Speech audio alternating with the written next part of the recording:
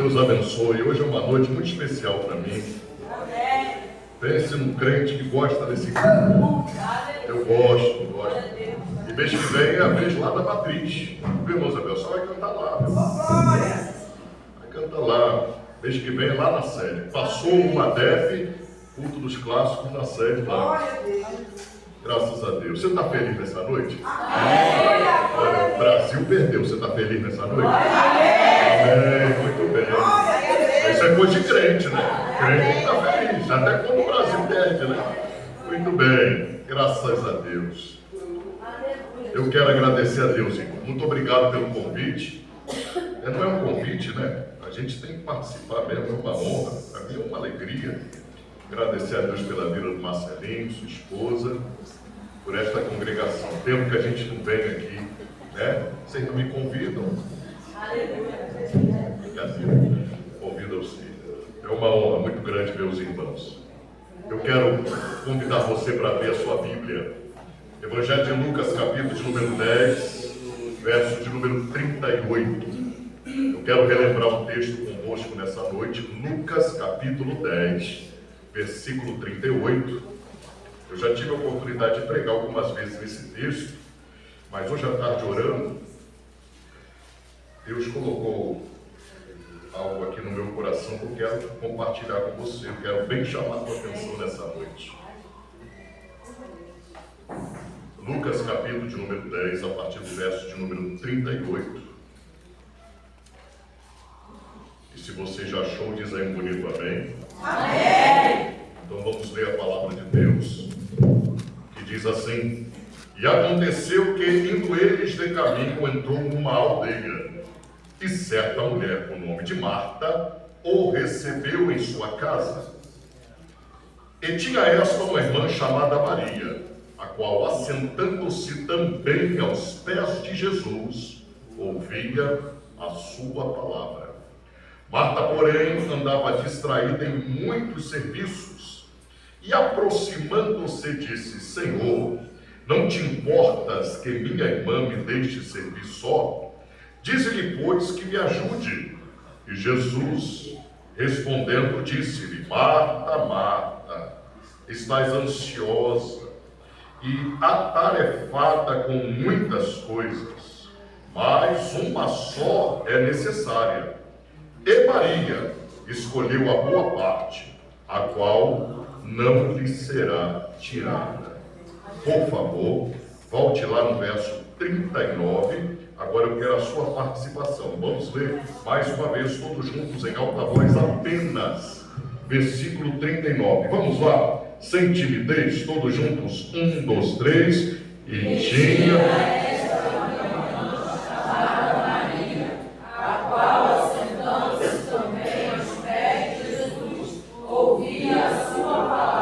Amém. Deus te abençoe nesta noite.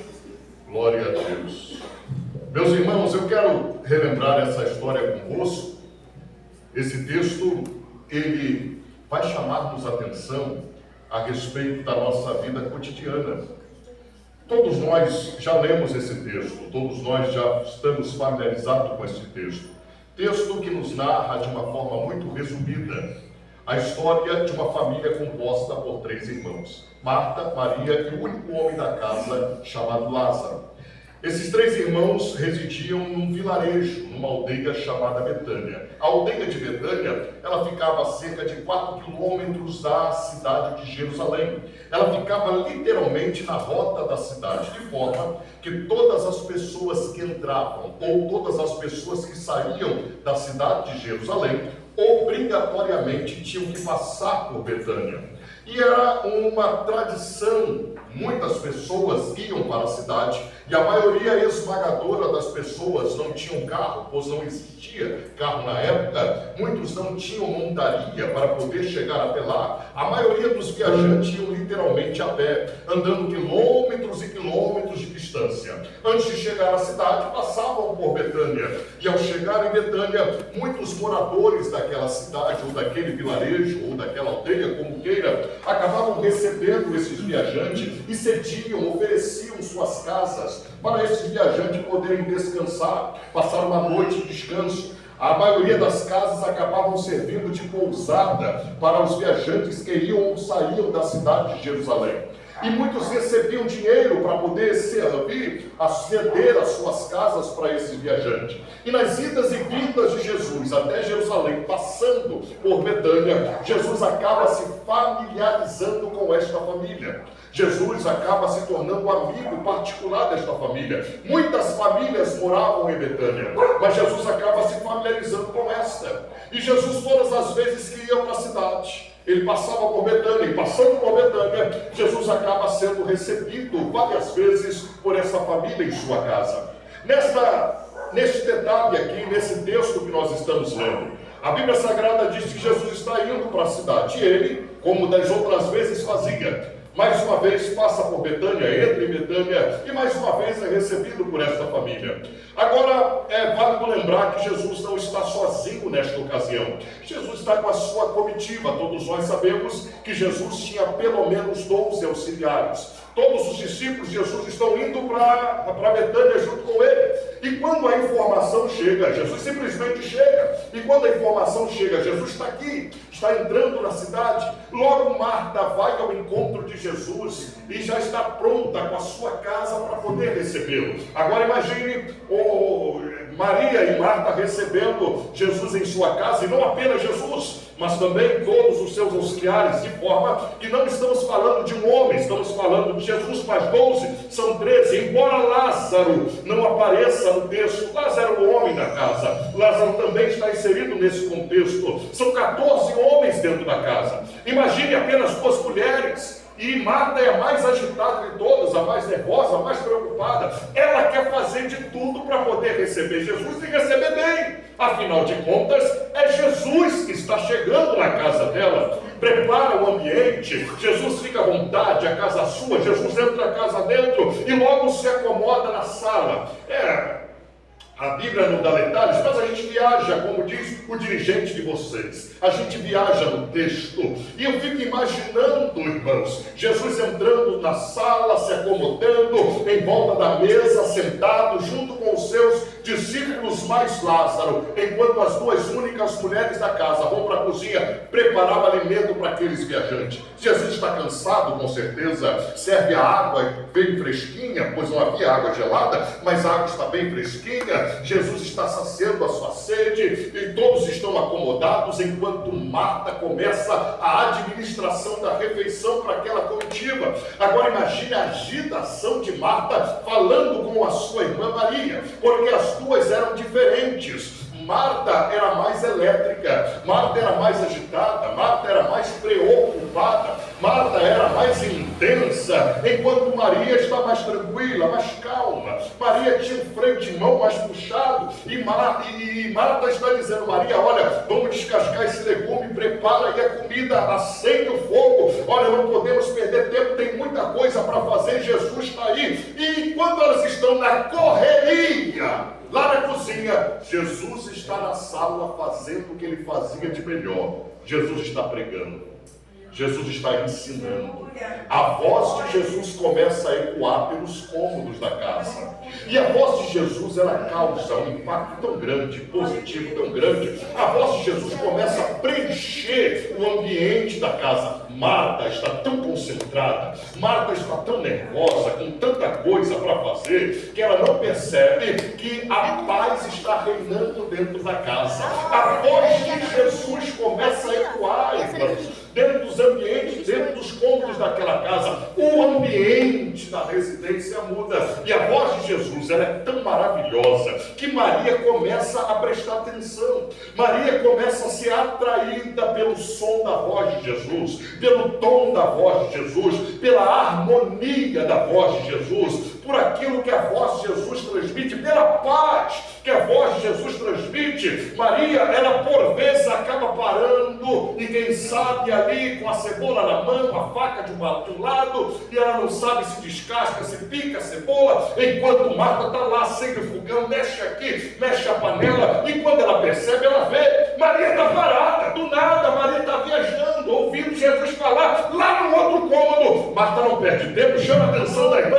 você está fazendo, mulher? Corre, olha aí, tanta coisa para fazer, você está cabeça aonde? Aí Maria volta para a terra, ela vai voltar novamente lá, os seus afazeres, mas Jesus continua pregando, irmãos, dentro da casa, e por vezes Maria se distrai novamente. Ela não simplesmente se distrai, ela está atenta ao que Jesus está falando, e eu fico imaginando agora a cena. Maria, ela começa a ser atraída, como um imã puxa o metal, começa a ser atraída pela voz de Jesus, o som da voz de Jesus, e ela agora está observando Jesus de longe. Imagina ela parada, encostada, e ouvindo Jesus pregar, enquanto Marta continua na correria. Jonatas, imagina a agitação de Marta, enquanto Maria está ali, com aquela sensação. Parece esse rosto, essa expressão que você está ouvindo a voz de Jesus assim, sabe? Você não sabe se ri, você não sabe se chora, você não sabe o que você está sentindo. É uma coisa tão boa, é algo tão sobrenatural, tão inexplicável. Aí quando Marta percebe, Maria está parada de novo. Marta fica chateada, Marta fica indignada, vai chamar a atenção da irmã pela segunda vez. Maria, pelo amor de Deus, mulher, o que você está fazendo? Anda, me ajuda, o que você está fazendo? Chama a atenção. Maria volta à atividade novamente, mas Jesus continua pregando dentro da casa dela. Irmãos, não era todo dia que Jesus estava lá. Maria fica dividida entre o que tem que fazer e o que ela precisa fazer. Ela não sabe se ela volta para a cozinha ou se ela para prestar atenção na voz de Jesus. Não é simplesmente querer parar para ouvir a voz de Jesus, é a voz de Jesus que atrai a atenção dela. Então ela não se contenta apenas em ficar olhando, observando, ela vai se aproximando, ela vai entrando no meio. Olha o que Maria teve a coragem de fazer, porque estamos falando de uma cultura, nesta cultura aqui extremamente machista, como diria hoje os nossos contemporâneos.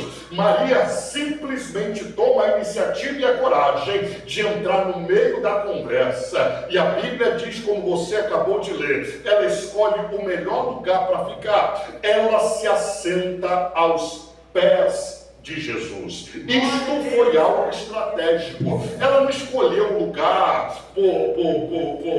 sem conhecimento. Ela toma a iniciativa, ela tem a sabedoria de assentar-se aos pés do mestre. Imagina se de repente ela escolhe sentar-se ao lado do irmão Lázaro. Imagina ela chegando ali no meio dos homens, uma mulher no meio dos homens e sentando ao lado do irmão. Imagina como o irmão não a trataria. Maria, o que você está fazendo aqui? Quer rachar minha cara de vergonha? Vai para a cozinha, pelo amor de Deus. Olha os homens aqui, o que eles vão pensar? Imagina o que Lázaro diria para ela. Imagina se ela se assenta ao lado de Pedro. Imagina Pedro, logo Pedro, nervoso. Pedro diria, mulher, põe-se no seu lugar, levante-se daqui direto. Não, ela vai se assentar aos pés de Jesus. Irmão, quem está aos pés de Jesus está no lugar certo.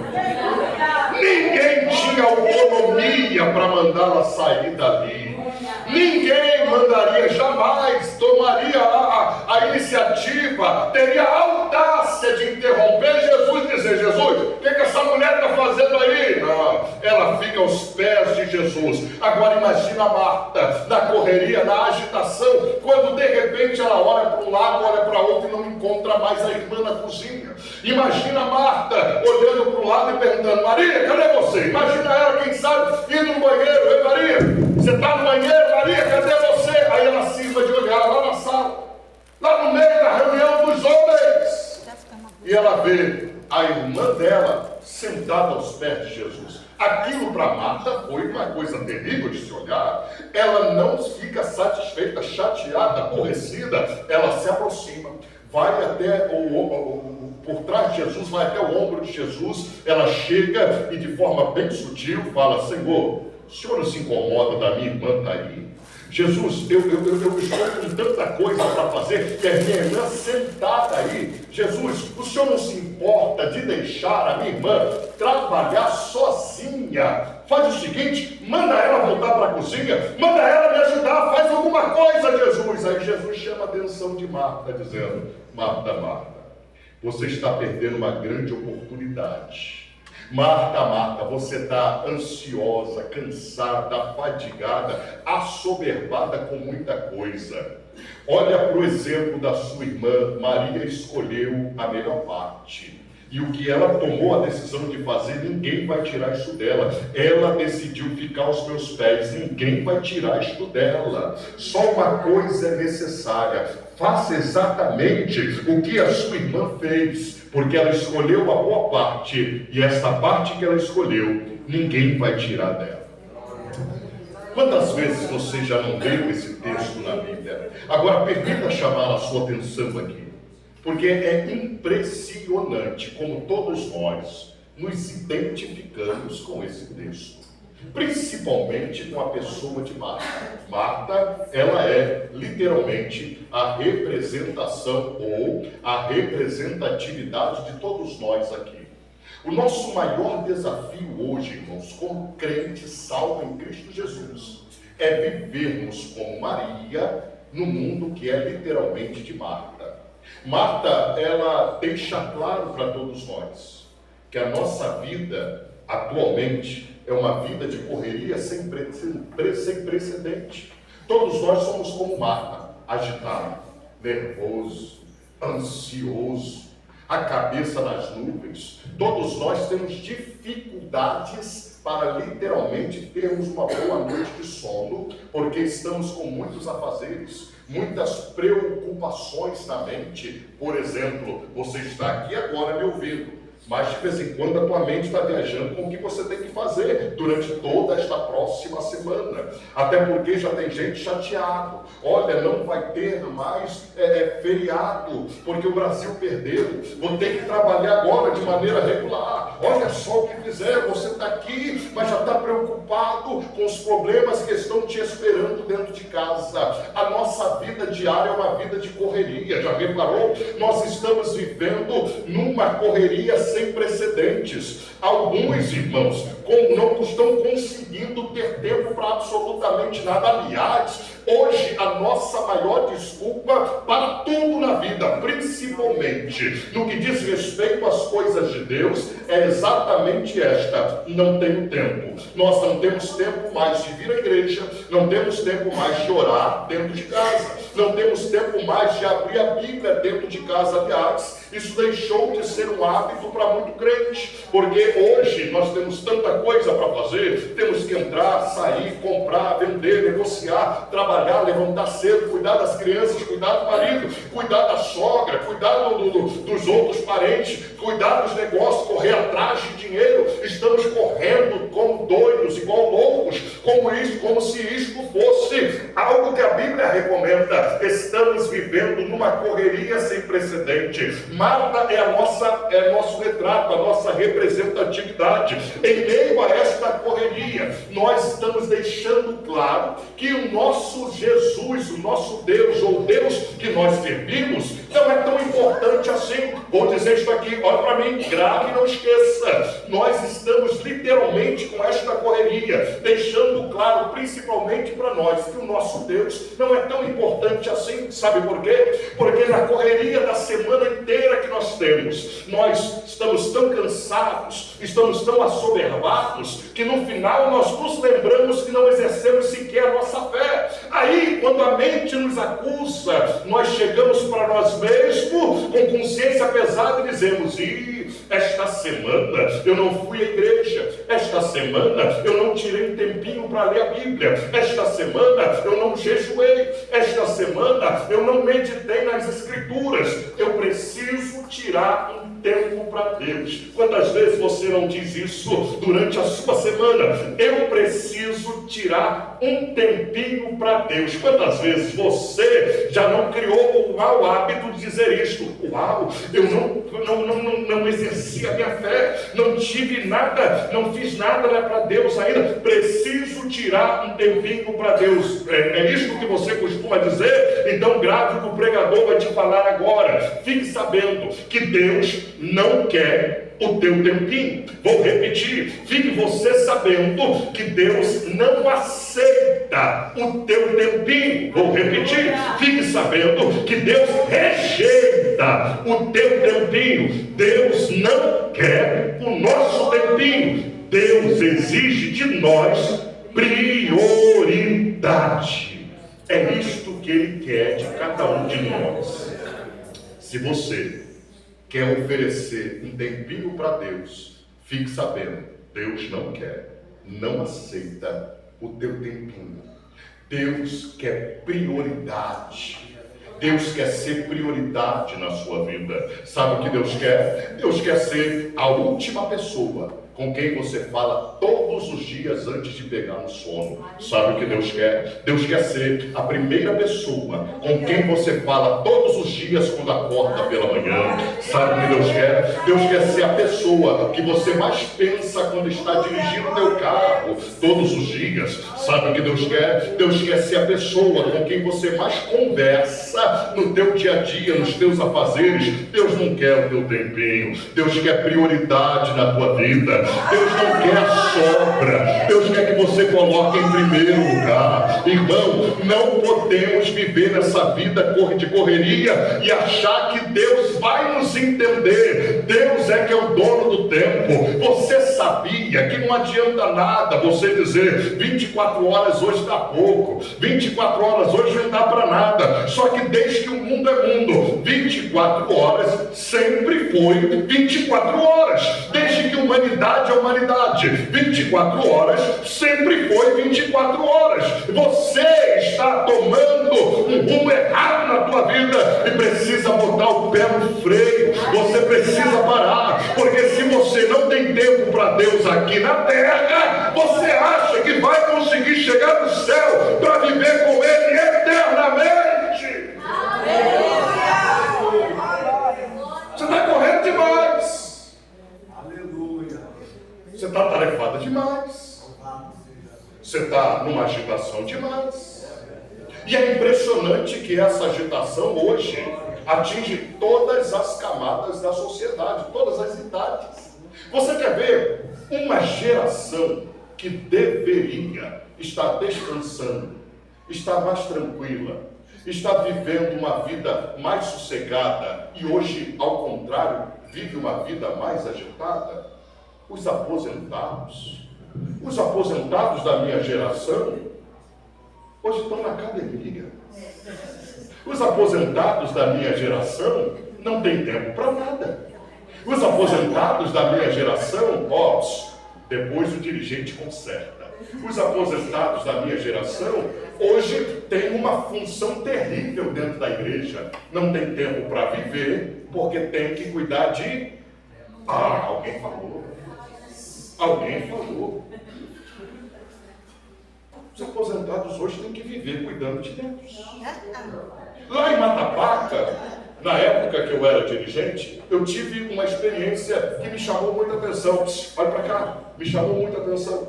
Eu recebi no gabinete um casal de jovens, ficou pouco tempo conosco antes de vocês irem para lá. A moça, 24 anos de idade, indignada com a mamãe, chateada, aborrecida com a mamãe, ela e o esposo. Entraram no gabinete e me pediram ajuda. Irmão André, eu preciso que o senhor converse com a minha mãe. Eu perguntei, mas por quê? Porque, como o senhor sabe, eu e o meu marido, nós não tivemos oportunidade de termos lua de mel. Eu engravidei antes do casamento, aconteceu, as crianças, ela teve gêmeos, olha só, ela teve gêmeos.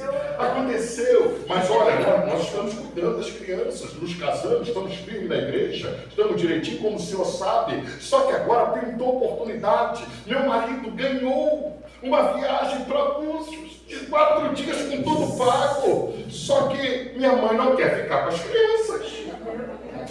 O senhor tem que conversar com ela, o senhor tem que ver como é que vai ficar essa situação. E eu estou ouvindo ela falar comigo da forma mais natural. E eu não acredito no que eu estou ouvindo. Porque hoje o culpado são os avós. A culpa é do senhor. Sinceramente, o senhor puxa vida. É impressionante. Hoje tem que se cuidar, né? Hoje, se os avós não chegarem juntos, os pais ficam chateados, os pais ficam revoltados. Hoje, engraçado que são dois lados, né? Porque tem os avós também que assumem o compromisso, né? E diz assim, não, eu faço tudo pelo meu netinho. Não, eu morro pelos meus netos. Não, Deus me livre, os meus netos ninguém toca. Os meus netos ninguém toca. É impressionante ver como nós conseguimos cultivar responsabilidades e depois olhar para Deus e dizer, não tenho tempo. Não tenho tempo. Precisamos entender, irmãos, que Jesus está voltando. Existem pessoas aqui, assim autoriza afirmar o Espírito Santo de Deus, que fizeram votos com Deus, dizendo, Senhor, quando a minha aposentadoria sair, eu vou trabalhar só na tua obra. Jesus, se o Senhor me aposentar, eu vou fazer, vou botar a mão no arado, eu vou evangelizar, não perco uma consagração, eu vou estar na tua casa, eu vou fazer. Deus ouviu. Deus ouviu. E detalhe, ele te atendeu. Sabe o que Salomão orienta? Se votes e não cumpres, é melhor que não votes. Deus ouviu o que você prometeu para ele. Hoje você afirma não ter tempo, mesmo depois de aposentado. Eu não estou falando de uma situação atípica, uma fatalidade aconteceu, um imprevisto aconteceu, o avô tem que assumir uma situação diante de um imprevisto. Eu estou falando daqueles que literalmente estão procurando trabalho. A minha vovó materna partiu para o Senhor com 98 anos de idade. Em vida, quando eu chegava na casa dela para visitá-la, ela estava numa coisa que hoje os aposentados de hoje não sabem mais o que é. Não, acabou. Quem aqui tem em casa uma coisa chamada cadeira de balanço? A fábrica de cadeira de balanço faliu. Faliu.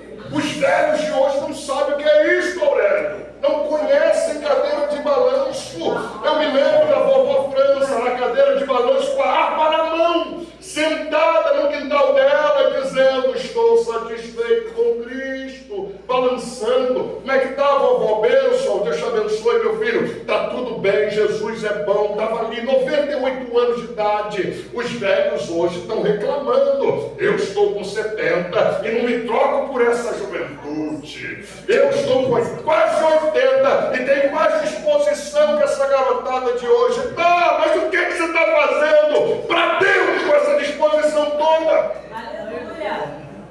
Está fazendo o que para o reino com essa disposição toda que Deus está te dando? Não adianta nada. Está numa correria em vez de estar descansando. Bota o pé no chão. Já reparou que essa agitação está mexendo com a tua saúde? Você está tomando remédio para pressão antes dos 50. Olha para você, criatura. Já percebeu? Seu corpo está dando sinais, você está correndo demais. Vai dar ruim. Você é crente, mas também é gente. Precisa botar o pé no freio. Depois vai botar a culpa no diabo. Depois vai dizer que a oração da igreja, da congregação dos paineiros é fraca. E a pressão. Olha, uma dor de cabeça que começa aqui, não para. Uma dor no peito, uma palpitação, mas é claro, você está num desespero sem necessidade. Em meio a esta correria, nós estamos vendo o mundo sofrer 3 grandes doenças. E detalhe, essas 3 grandes doenças entraram porta dentro da igreja. Todas elas são frutos da vida que nós estamos levando. Já ouviu falar de uma doença chamada estresse? Estresse é uma doença ligada ao presente. Você colocou tanta coisa na cabeça, tem tanto compromisso, tanta responsabilidade, que a cabeça não aguenta, o corpo não aguenta. Você não está aguentando, o teu corpo não está suportando. Já ouviu falar de uma doença? É uma doença que poucos aqui passam ou sofrem. Uma doença chamada ansiedade. Ansiedade é uma doença ligada ao futuro. Não aconteceu, eu estou sofrendo. O dia não chegou, eu não estou conseguindo me controlar. Olha, o dia nem chegou ainda, eu estou perdendo noite de sono, estou preocupada. Ansiedade. Já ouviu falar de uma doença chamada depressão? Depressão é uma doença ligada ao passado. Aconteceu, me marcou.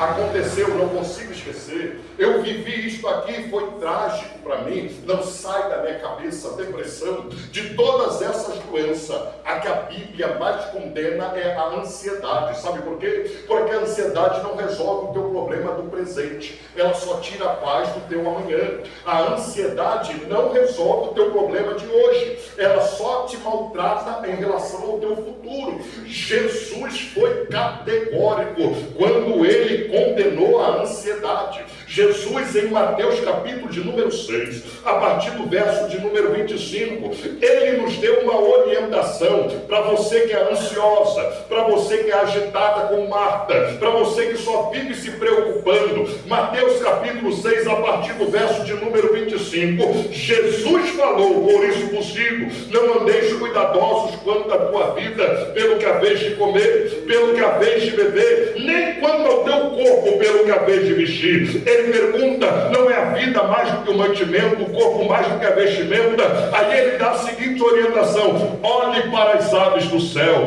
que não semeiam, nem cegam, não ajuntam em celeiro, e o vosso Pai Celestial a todas alimentam. E ele pergunta: porventura não tem de vós muito mais valor do que elas? Verso 29, eu vos digo que nem mesmo Salomão, com toda a sua glória, se vestiu como qualquer um deles.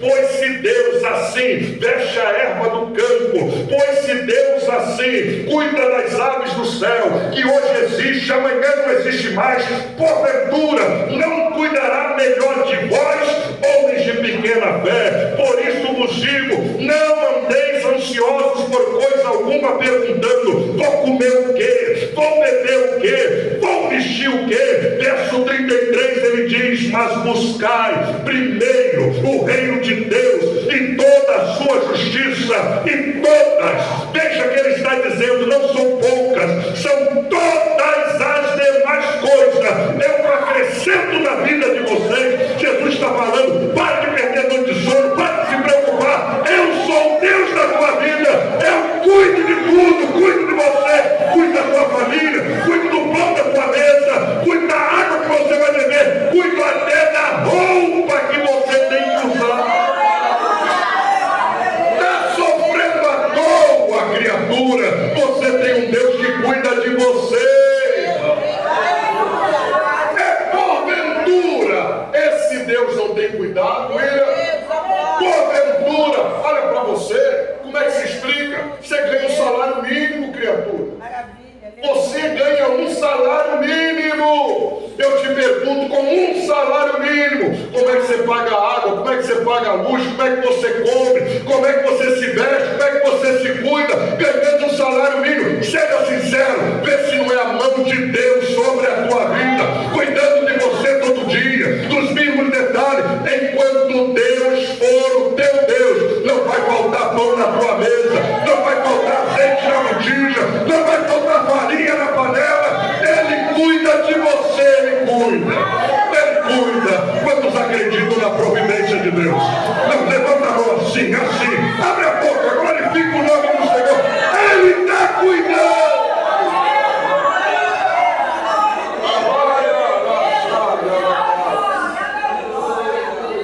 Você está preocupado à toa? É impressionante que vida agitada e corrida que você está levando. Pare com essa história, pare com essa correria, pare com essa agitação. Está correndo em vão, está correndo em vão, não vai chegar a lugar nenhum. Não vai chegar a lugar nenhum. Preocupado. Lá em Matapaca foi uma escola. Primeira semana que eu tinha assumido a congregação, culto de quarta-feira, eu estou chegando na congregação. Uma irmã me aborda na frente da porta principal. Irmã, preciso de ajuda. O que aconteceu, irmã? Por favor, me ajuda. Não sei mais o que fazer. Estou lutando sozinha dentro da minha casa. Eu falei: como assim, irmã? Eu estou numa luta tão grande. Olha, irmão, não sei mais o que eu faço. Meu marido, depois de 40 anos de casado, foi embora. Virou as costas, foi embora.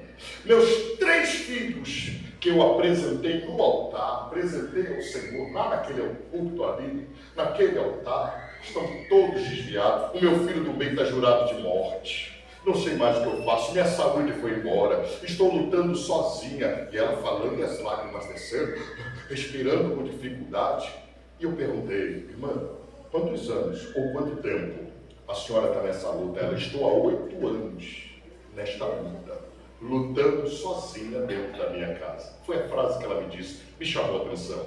Aí eu perguntei para ela, irmã, só mata a minha curiosidade, 8 anos de luta e lutando sozinha, como é que a senhora ainda não morreu? Como é que a senhora está viva? 8 anos nessa luta e lutando sozinha, olha, a luta é muito grande e já era, no mínimo, para a senhora ter tido um infarto, aneurisma, um derrame, um AVC, porque eu estou vendo a senhora bem aqui, a senhora está de pé. Aí ela começou a enxugar as lágrimas e ficou pensando, não, sozinha em termos, não, a senhora não está sozinha, tem certeza que a senhora está sozinha? Porque se a senhora estivesse sozinha, a senhora já teria morrido. 8 anos nessa luta e está viva! E eu pergunto para você, quanto tempo você está nessa luta? Porque tua luta é grande. A tua luta é grande. Quantos anos você está empurrando, lutando contra a correnteza, remando esse barco aí? Quanto tempo? Quantos anos você está vivendo essas lágrimas aí? Quantos anos? Aí eu te pergunto, como é que você está de pé? Como é que você está vivo? E ó, detalhe, daqui aonde eu estou, tem uma visão privilegiada. Nem parece estar nessa luta toda, sinceramente. Olhando daqui onde eu estou, ninguém diz. Você está nessa prova toda, não, ninguém diz mesmo. Eu estou te vendo aí, olha, está penteadinha, maquiada, está bem vestida. Ninguém diz que você está passando esse perrengue todo. Ninguém consegue discernir que você está vivendo essa luta toda. Você pode estar na luta, irmã, mas a maior prova que você não está sozinho, que você está de pé aqui. A mão de Deus está sobre a tua vida. Você está na luta, mas Deus está cuidando. Você está na luta, mas olha Deus cuidando de você. Todo dia que Ele cuida de você. Todos os dias. A grande vitória não chegou. Aquilo que você sonha ainda não aconteceu, mas olha você de pé. Vê se Deus não está cuidando de você. Vai dormir tranquilo, criatura. Pare de se preocupar. Fique em paz. Deus está cuidando. Deus está cuidando. Pode não acontecer do jeito que você quer, mas do jeito de Deus é melhor. Do jeito de Deus é melhor. Fique em paz, aquieta esse coração. Deus continua cuidando de você. Deus está cuidando de você. Eu quero encerrar essa noite, voltando aqui para o texto, porque como Maria devemos dar ouvido à voz de Jesus dentro da nossa casa. Porque ao contrário de Marta, Maria parou para dar atenção à voz de Jesus dentro da casa. Você sabia que todos os dias Jesus fala contigo dentro da tua casa? Você sabia? O problema é que você está correndo tanto que não está conseguindo ouvir a voz de Jesus. É muita coisa que você tem que fazer, você não consegue parar, criatura, e Jesus falando com você dentro de casa. Eu sei que Jesus fala com a gente dentro de casa, porque eu já ouvi Ele falar comigo dentro da minha casa. Ele fala, Moacir, conosco dentro da nossa casa. Você sabia que por mais simples que a tua casa seja, Jesus está lá junto com você. Ele está lá dentro da tua casa, querendo que você pare um pouquinho para ouvir a voz dele. Maria fez isso. Marta estava agitada, era muita coisa, muito serviço, mas Maria não. Maria deixou claro, Jesus está na minha casa, eu não vou perder essa chance, eu quero ouvir Jesus falar dentro da minha casa. Jesus quer falar contigo dentro de casa, irmão. Experimenta parar de reclamar, você vai ver, experimenta parar de murmurar. Experimenta parar de falar mal do governo. Experimenta falar mal do vizinho. Experimenta gritar dentro de casa igual doido. Pare com essa história. Comece a adorar, a louvar, a cantar. Deixa Jesus à vontade dentro da tua casa. Ô irmão, quem tem Jesus dentro de casa vive bem. Pode não viver no luxo, na riqueza, mas ele tem paz, ele tem tranquilidade. O salmista no Salmo 8, verso 4, ele deu testemunho: em paz me deito e logo eu pego no sono, porque o meu Deus me faz descansar em segurança. Quem tem Jesus dentro de casa pode morar num lugar mais desconfortável que existe, mas ele é feliz com o pouco que tem, porque a presença de Jesus é tudo que nós precisamos. Como Maria, porque devemos dar ouvido à voz de Jesus dentro da casa, porque ele faz questão de falar conosco. Você sabia que Jesus está na tua casa, mas ele não está lá cochilando, não está lá parado. Jesus está no ambiente da tua casa querendo falar com você. Jesus está na tua casa querendo que você o ouça. Jesus está dentro da tua casa querendo que você pare para ouvir e dar atenção à voz dele. E você sabia que crente que fala com Jesus não fica sem resposta? Eu vou repetir a frase, eu quero que você grave. Crente que fala com Deus todo dia não fica sem resposta. Escute isso, ele pode não ser respondido na mesma hora.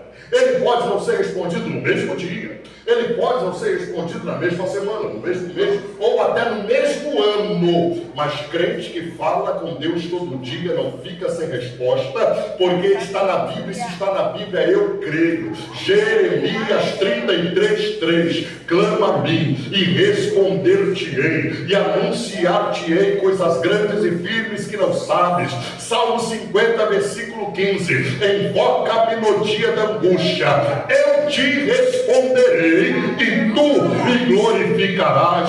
Salmo 91, você conhece, versículo 14, 15 e 16: pois que tão encarecidamente me amou, também eu o livrarei, pô-lo-ei no alto retiro, porque conheceu o meu nome. Ele me invocará e eu o responderei. Estarei com ele na angústia, livrá-lo-ei e o glorificarei, dar-lhe-ei abundância de dias e lhe mostrarei a minha salvação. Segundo o livro dos Crônicas, capítulo 7, versículos 14 e 15: e se o meu povo, que se chama pelo meu nome, se humilhar, ora, buscar a minha face, deixar o pecado de lado, se converter dos seus maus caminhos, então eu, o Senhor, ouvirei do céu, perdoarei os seus pecados e sararei a sua. Glória a Deus.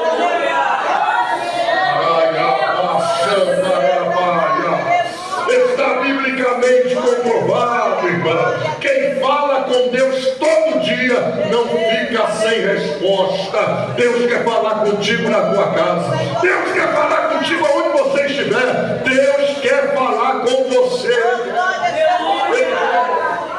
Em segundo lugar, porque como Maria, a exemplo de Maria, temos que parar para ouvir a voz de Jesus. Temos que parar porque a voz dele merece toda a nossa atenção. Toda a nossa atenção. Hoje nós estamos literalmente dividindo a nossa atenção, a voz de Deus, com outras coisas banais e passageiras. A gente, antes de acreditar ou parar para ouvir a voz de Deus, ou buscar a voz de Deus, a gente vai buscar no Google, a gente vai buscar informações das redes sociais, vai buscar informações com conhecidos nossos. A voz de Deus, irmãos, ela merece toda a credibilidade, toda a nossa atenção. Você está gritando muito dentro de casa e perdendo tempo valioso. Você tem que parar para ouvir a voz de Deus, porque Ele quer falar contigo. Eu termino a minha participação nessa noite dando para você, em terceiro lugar, a exemplo de Maria, porque temos que parar para ouvir a voz de Jesus. Temos que parar, porque quem dá ouvido à voz dele, quem ouve a voz de Jesus, quem dá prioridade para ouvir a voz de Jesus, vê o sobrenatural acontecer na sua vida. Quando você parar e colocar esse teu desespero de lado e acreditar que o teu Deus ainda é Deus e é fiel, você vai ver o sobrenatural acontecer. Eu torno a dizer, irmãos, Deus, Ele sempre nos responde, nem sempre nos responde na hora que nós queremos e da forma que nós queremos, mas Ele sempre nos responde. Ele vai sempre te responder da melhor forma que for para você, de acordo com a vontade dEle. Deus não tem obrigação em fazer nada por nós, mas é desejo e vontade de Deus te abençoar. Acredite nisso. É a vontade de Deus que você seja feliz. É a vontade de Deus que você seja abençoado. É a vontade de Deus que você cresça. É a vontade de Deus que você tenha vitórias para contar na vida. A vida do crente não é só vitória, só vitória. A vida do crente é também vitória. Deus tem vitória para nós, nunca duvide disso. Nunca duvide disso. Se Ele cuida das aves do céu, Ele cuida de você também. Deus é fiel. A voz dEle faz o sobrenatural acontecer na nossa vida. Eu quero concluir a minha participação dizendo para você, assim como Deus entrou na casa de Lázaro, Marta e Maria, e mudou a sorte daquela família, pode ter certeza, irmãos, Deus está na tua casa agora, Jesus está na tua casa agora. Alguma coisa Ele já está fazendo. Enquanto você está aqui, eu creio. Ele é Deus de perto, é Deus de longe. Pare de dividir a tua mente com as preocupações. Entrega o teu caminho ao Senhor. Confia nele e Ele tudo fará. Deus ainda é Deus, é fiel. Está escrito em Hebreus capítulo 13, verso de número 8. Jesus Cristo é o mesmo, ontem, hoje e eternamente. Nós temos que parar e achar que Jesus só fez e não faz mais. É impressionante ver que a nossa fé acaba sendo colocada em corda bamba, porque nós cremos muito no que Jesus fez, mas duvidamos do que Jesus ainda é capaz de fazer. E quando paramos para pensar humanamente falando, dá-se a impressão de que aquilo que nós acreditamos é algo improvável em relação ao que Deus pode fazer hoje. Você quer ver que absurdo? Olha só, você como crente, consegue acreditar que um dia um homem foi jogado dentro de uma cova de leões famintos e teve a noite mais tranquila da vida dele? Você acredita nisso? Mas duvida que Deus pode te dar vitória. Você consegue acreditar que um dia um homem foi lançado no alto mar, veio um grande peixe, engoliu aquele homem. Ele ficou 3 dias, 3 noites no estômago daquele peixe. Depois de 3 dias e 3 noites, o mesmo peixe expeliu esse homem numa praia. E esse homem saiu pregando o dia inteiro numa cidade e converteu 120 mil almas no mesmo dia. Olha no que você acredita e você duvida que agora Jesus pode estar visitando o teu parente, pode trazer liberdade para ele. Em nome de Jesus, congregação de Bahia, volte a crer que Jesus ainda é o mesmo ontem, hoje e eternamente. Aquieta o teu coração, acalma a tua alma. Jesus está no controle de tudo. Marta, Marta, estás ansiosa, tarefada, fatigada, mas uma coisa só é necessária. Maria escolheu a boa parte e ninguém vai tirar isso dela. Deus, sabe o que eu quero te convidar? Para, assim como Maria, você voltar a ficar aos pés de Jesus. Porque este é o lugar da onde você nunca deveria ter saído. Você está correndo demais, preocupado só em ganhar dinheiro. Ei, quem fica preocupado demais em ganhar dinheiro, coloca o dinheiro no saquetel furado. Se Deus não for prioridade na sua vida, a tua fé é vã, a tua caminhada de esforço é nula, porque Deus não quer o teu tempinho. Deus quer ser o primeiro e o último na tua vida. Deus quer estar acima de tudo no teu coração. Ele exige prioridade de todos nós. Ei, tudo que Jesus quer é que você viva literalmente pensando nele. Sabe a leitura da Santa Ceia que nós fazemos todos os meses? Fazer isto em memória de mim. Sabe o que esta frase significa? Não me tire da tua memória. Eu quero estar na tua memória. Viva pensando em mim. Me coloque na tua cabeça, porque é aí que eu quero estar. Jesus quer estar no teu subconsciente. Viva pensando em Jesus e você vai ver que a tua vitória é garantida. Fique de pé.